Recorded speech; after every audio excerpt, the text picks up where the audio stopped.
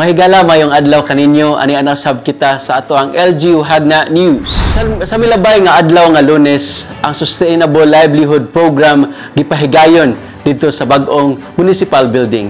Dugang taho niini atong paminahon si Livian Idubas.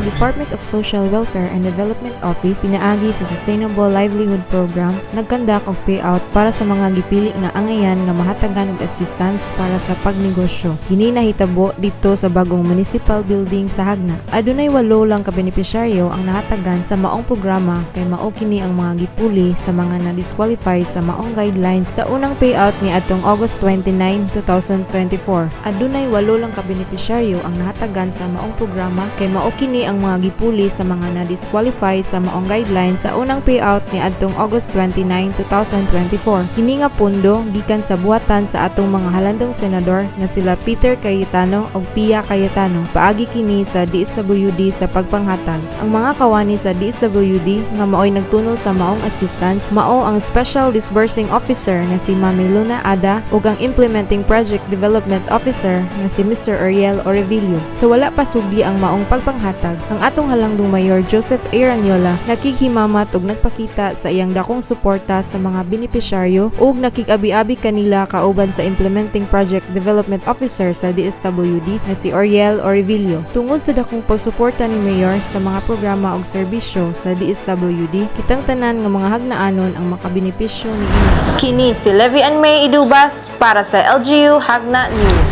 Sa laing bahin mga higala, ang lungsod sa Hagna nakadawat og bag-ong ambulance gikan sa national government. Atong paminawon ang dugang taho ni Jomer J. Bakang.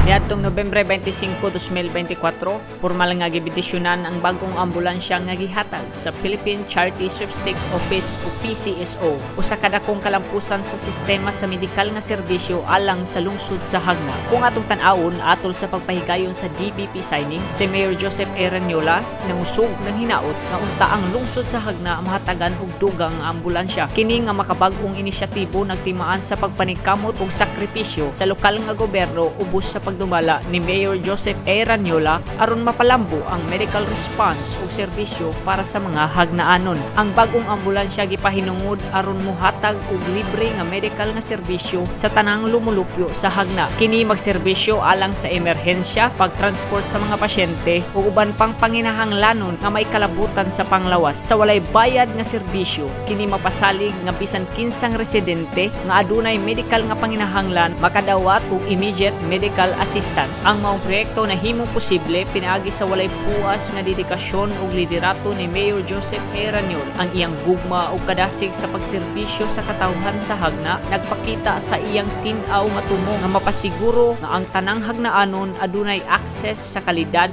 nga serbisyong medikal. Kini nga ambulansya dili lamang simbolo sa suporta gikan sa PCSO ug mga nasyonal nga ahensya, kundi usa ka simbolo sa kakugi, pagpakabana, paglaom ug gugma sa lokal nga gobyerno sa ngalan ni Mayor Joseph A. Ranyola ug Vice Mayor Chopesto Pagar Jr. ngadto sa mga hagnaan.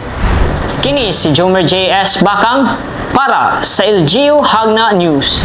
Mao kadto ang naglangkob sa ato ang LGU News. Hangtod sa sunod nga higayon, kini si Jester Monte de Ramos.